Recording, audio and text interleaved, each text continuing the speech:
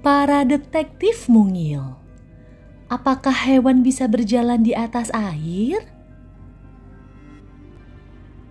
Mari berkenalan dengan para detektif mungil. Para detektif mungil memang sangat kecil, tapi rasa ingin tahu mereka sangat besar.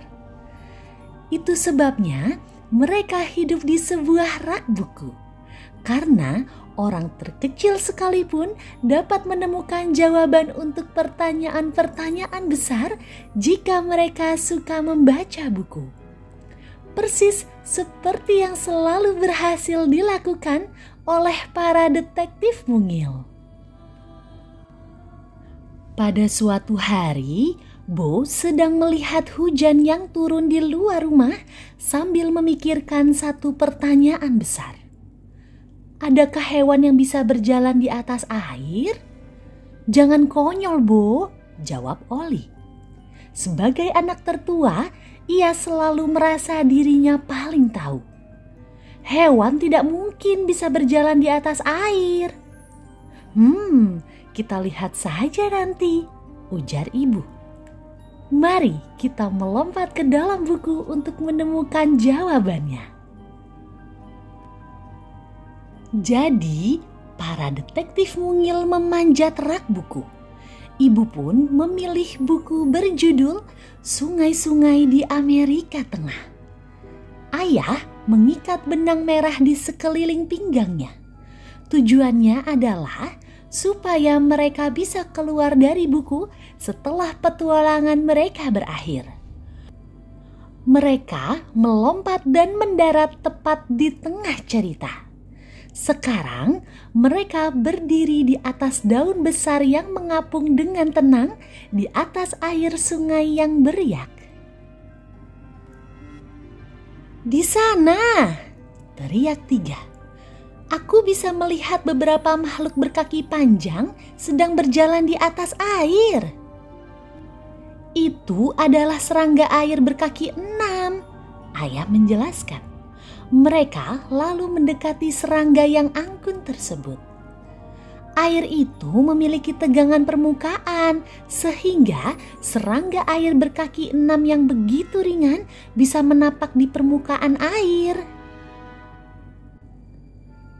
Tentu saja, keenam kaki serangga air tersebut agak tertekuk ke dalam air saat menapakinya.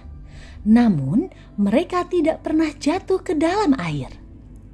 Mereka seakan-akan sedang berlari di atas trampolin, kata tiga.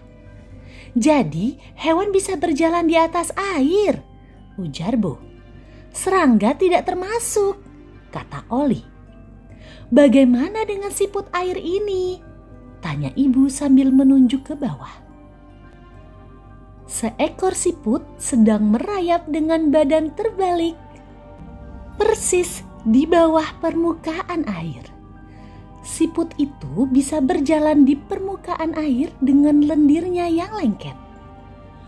Wah, itu luar biasa, seru tiga. Siput juga tidak termasuk hewan, ujar Oli. Ia merasa marah karena salah. Siput tidak berjalan, tetapi merayap. Tiba-tiba, ayah melihat kadal besar dengan bercak-bercak dan sirip di punggungnya yang berbentuk seperti layar. Kadal itu sedang berlari ke arah mereka. Dayung menjauh, teriak ayah. Itu kadal basilis, kata ibu terengah-engah saat mereka mendayung secepat mungkin.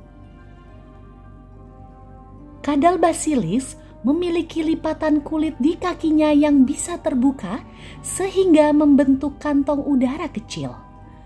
Kantong udara kecil ini membuat kadal bisa mengapung cukup lama untuk mengambil langkah berikutnya.